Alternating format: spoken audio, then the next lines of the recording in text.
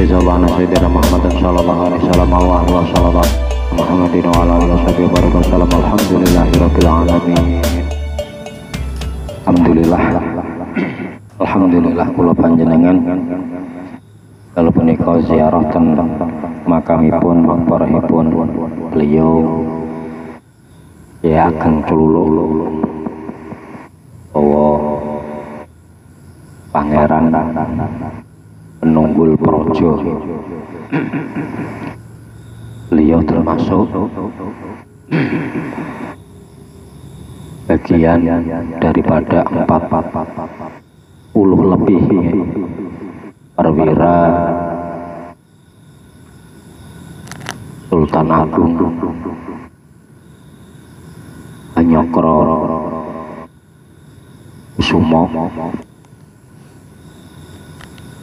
penyerangan Batavia yang pertama, jadi yang mendapatkan gelar Sultan Agung nek secara apa namanya yang tertulis iku Hanyokro Kusumo ataupun cucu daripada Panembahan Senopati pertama yang mendirikan kerajaan iku namine Panembahan Senopati Sultan pertama. Tapi yang memberikan rekomendasi itu adalah Sunan Giri seperti Raden Patah. Raden Patah itu ketika mendirikan kerajaan dan direstui oleh Sunan Giri, dan yang nyetempel Sultan Sayyidin Panoto Gomo niku adalah pada waktu itu Sunan Giri selaku mufti tanah Jawa. Terus pindah ke putranya yaitu Pangeran Trenggono sampai pindah ke Pajang yaitu Joko Tingkir ataupun Sultan Hadi Wijoyo. Yang menyetempel semuanya adalah dari Sunan Giri. Nah, sementara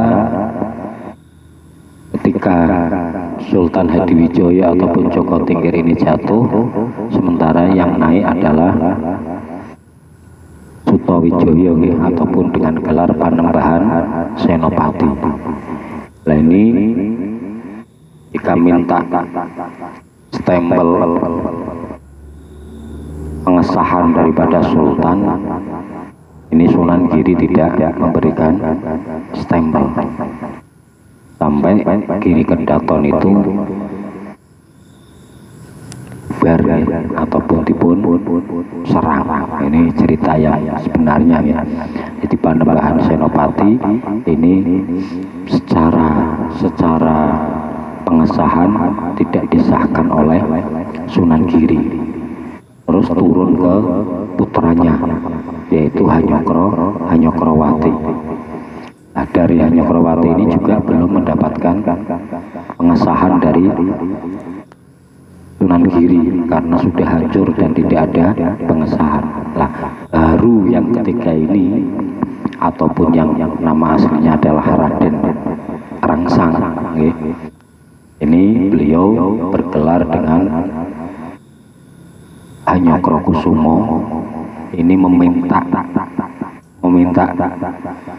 apa istilahnya, meminta peresmian karena di Jawa sudah tidak ada mufti pengganti daripada Sunan Giri. Akhirnya minta ke dinasti Osmani, minta yang memberikan adalah Syarif Husain kalau tidak salah pada waktu itu, yang menjadi qadhi di Mekah pada waktu itu, dan beliau mendapatkan gelar Sultan. Yang mendapatkan gelar gelar sultan itu adalah Sultan Agung ataupun cucu daripada Panembahan Senopati. Itu awalnya ya. Karena juga yang namanya Raden Rangsang itu memang dari kecil tidak hidup di istana. Tidak hidup di istana. Beliau diserahkan kepada Ki Ageng Ijer. Beliau diserahkan di sana dari kecil hingga dewasa. Beliau pulang karena ayahnya meninggal, yaitu Hanyokrowati. Dan di dalam surat wasiatnya beliau yang harus menggantikan itu adalah beliau itu. Nah, makanya beliau itu termasuk tidak hanya menjadi sultan saja, tapi beliau memang alim di dalam ilmu agama ya. Bahkan konon sebulan sekali beliau ini khotbah menjadi khotib di Masjid Agung ya, di Masjid Agung Jogja pada waktu itu. Dan di tahun 1628 beliau karena benci terhadap penjajah akhirnya menyerang Batavia, menyerang VOC yang ada di Batavia. Ini beliau mengumpulkan senopati-senopatinya lebih dari 40 yang pernah saya terangkan di mana Kalibelo itu, Singotaruno di tempat itu termasuk pasukannya ya. Artinya termasuk senopati-senopatinya itu adalah Singotaruno, terus Kendil Wesi dan yang ada di daerah Jenggot, Jogati. Di antaranya beliau ini Ki Ageng Cululuk. Dan penyerangan yang pertama ini yang dikomandai langsung oleh Pangeran Manduro Rejo dan adiknya yaitu Upasanta. Sementara Upasanta ini termasuk mertua daripada Sultan Agung itu sendiri.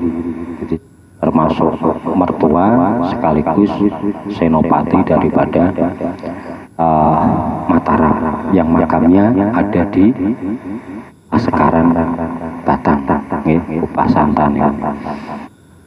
Nah, di dalam penyerangan ini Sultan Agung memberikan ultimatum yang keras, kalau tidak menang mati.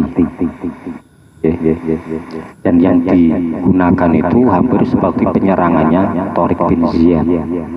Torik bin Ziyad ini ketika menyerang Spanyol, beliau ketika kapal itu mendarat, beliau langsung membakar kapalnya. Tujuannya apa? Prajurit yang kalah tidak bisa pulang, karena berarti kudu apa? Menang utawa mati syahid. Akhirnya kapal itu diobong, jadi perang itu didini semangatnya luar biasa karena dia tidak bisa melarikan diri. Sultan Agung pun menggunakan taktik seperti itu, sehingga ya kalau tidak menang ya mati. Yang disuruh menjadi pengeksekusi ini adalah Tumenggung Suro Agul-Agul. Tumenggung Suro Agul-Agul ini punya pasukan sekitar 10.000, 10.000 pasukan. Sementara Suro Agul-Agul ini ternyata tidak ikut perang karena tugasnya itu mengeksekusi siapa yang kalah. Ini kesalahannya di situ karena mungkin dulu belum ada WA ataupun kirim cepat, sehingga ketika perang 1 kali, 2 kali, 3 kali tetap kalah terus, ini langsung dieksekusi oleh Suro Agul-Agul itu. Senopati yang masih tersisa itu termasuk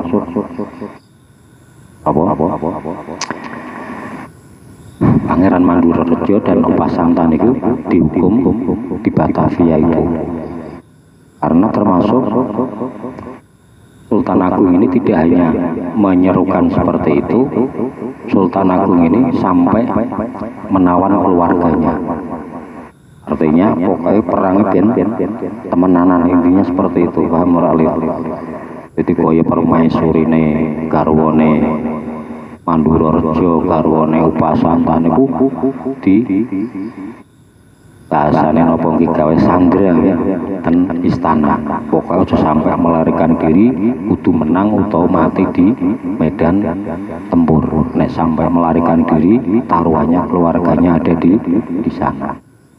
Nah ini akhirnya semuanya sisa pasukan dari Mandura Rejo dan Upasanta ini dibantai dan dibunuh oleh Suragul-agul, termasuk pimpinannya sendiri, yaitu Pangeran Mandura Rejo dan Upasanta.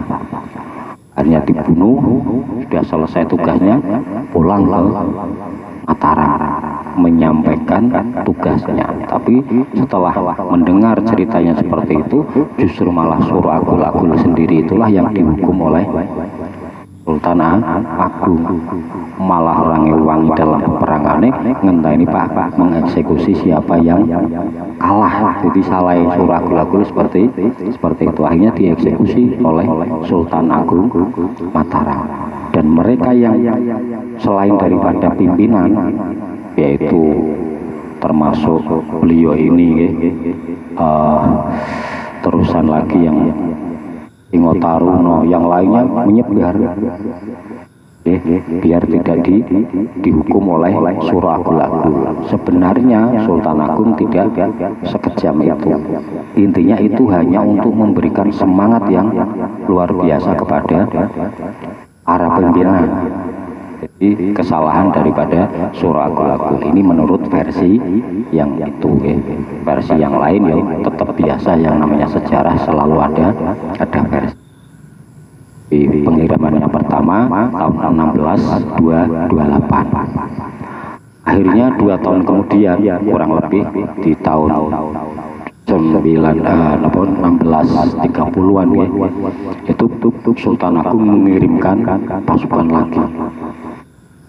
Karena disinyalir yang pertama itu kekurangan logistik oleh Sultan Agung ini, akhirnya dipersiapkan logistik.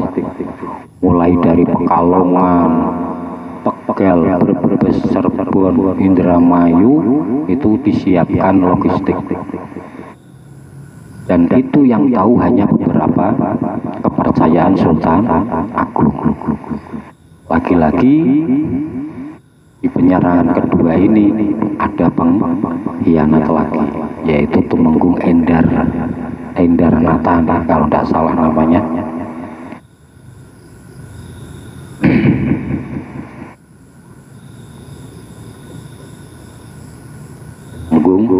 Tumenggung Endranata ini membocorkan kepada VOC, sehingga sebelum pasukan daripada Sultan Agung ini berjalan, semuanya lumbung-lumbung padi logistik ini di bumi hanguskan, termasuk yang ada di Pekalongan, di Surogenen ya, terus yang di Tegal, semuanya dibakar oleh VOC, sehingga Sultan Agung kalah lagi. Tapi Sultan Agung tahu ini pasti ada pengkhianat di dalamnya. Ternyata lah itu Tumenggung Endranata itu iming-imingi karo londo biasa ya, antek-antek akan dijadikan raja kalau sampai Sultan Agung meninggal, akan dijadikan raja, sehingga dia membocorkan semuanya. Akhirnya Endranata ini juga akhirnya dihukum oleh Sultan Agung dengan hukuman yang sangat-sangat keji. Tidak ada hukuman sekeji yang diberikan kepada Tumenggung Endranata. Apa hukumannya? Kepalanya penggal, terus kedua kakinya juga dihilangkan. Kalau tidak salah kepalanya itu dikuburkan di mana ya, terus kakinya itu dikuburkan dibuang ke laut, dan tubuhnya itu ketika jenengan mungkin kemarin waktu sing melu ziarah ten Imogiri yang pulangnya jalan kaki tidak naik ojek, itu kalian pasti akan menginjak tubuhnya Tumenggung Indranata. Jadi tubuhnya itu dikuburkan di ambalan-ambalan, sementara kakinya dibuang ke laut dan kepalanya dikuburkan di mana saya agak lupa. Tapi yang jelas itu memberikan filosofi bahwa kenapa kakinya dibuang ke laut, itu menunjukkan itu pengusiran secara frontal, diusir dari kakinya pun tidak menginjakkan tanah tercinta ini. Terus tubuhnya selalu siapapun yang akan ziarah ke Wonogiri pasti akan menginjak tubuhnya. Berarti nopo menghina ya. Itu hukuman yang diberikan oleh Sultan Agung kepada Indranata. Ya kula panjenengan berarti beliau ini mengikuti perang VOC di Batavia. Beliau Ageng Cululuh ini banyak di Pekalongan Batang. Dulu kalau tidak salah pertama yang diberikan mandat untuk penyerangan itu adalah Bupati Kendal yaitu Tumenggung Baurekso. Sementara Tumenggung Baurekso selaku yang mendapatkan mandat dan untuk rapatnya yang pertama tertutup itu di tempatnya ataupun padepokatnya yaitu Tumenggung Rajak Wesi, terkenal sakti. Nah, 40 para sultan para senopati ini semuanya kumpul rapat di padepokan Rajak Wesi. Beliau Mbah Rajak Wesi itu makamnya masih di padepokannya sana. Intinya kumpul di tempat tersebut dan memang tidak ada yang tahu penyerangan ke sana. Cuman itu tadi, jadi pasukan itu dibagi beberapa. Pasukan pengeksekusi ini tidak ikut andil perang membantu, justru ngadang. Aslinya mungkin bisa menambah kekuatan, justru malah tidak menambah kekuatan. Enteni arep eksekusi mungkin itu jadi beliau termasuk bagian daripada pasukan yang ikut menyerang Batavia di tahun 1628 penyerangan pertama. Setelah satu penyerangan pertama gagal, penyerangan kedua gagal, akhirnya Sultan Agung ini tidak menyerang lagi dan beliau memilih untuk bertahan, tidak ada penyerangan. Tapi setidaknya sudah memberikan pukulan yang sangat keras kepada VOC. Intinya tanah Jawa ini tidak mau dijajah memang dari dulu, dari mulai zaman Demak sampai kemerdekaan itu intinya Indonesia tidak pernah dijajah tapi tidak mau. Ini dijajah kan berarti dijajahi sementara kita itu memang mau dijajah tapi tidak mau dijajah ya. Jadi kononnya Pak jajah tapi ini orang gelap, selalu ada penyerangan. Mungkin itu saja ya, sedikit memberikan keterangan daripada beliau yang kula panjenengan ziarah. Dan beliau lebih memilih setelah terjadinya perang tersebut, beliau memilih untuk berdakwah di daerah Warung Asem ya, ini kecamatan Warung Asem apa Pandansari, Warung Asem ya, daerah Warung Asem. Karena kalau kita lihat di daerah Warung Asem ini berarti satu ada beliau, yang kedua ada Singotaruna ya. Singotaruna ikut Warung Asem ya. Kali Belok, Warung Asem, terus kalau ke atas lagi itu di daerah Karangdadap dekatnya Rompeng, dekatnya napa niki Pandansari, itu yang bernama Abdullah Tunggul Jati, itu juga pasukan daripada penyerangan VOC. Itu senopati tangguh pada zamannya. Mohon mungkin Maulaya sholli wa sallim daiman ala habibika khairi khalqi kullihim huwal habib atuhu li kulli haulin minal ahwali muqtahan ya rabbi bil mustafa balil maqasidana mama ya wasi'al karami ya Allah biha ya Allah biha ya Allah bi husnil khas aqbal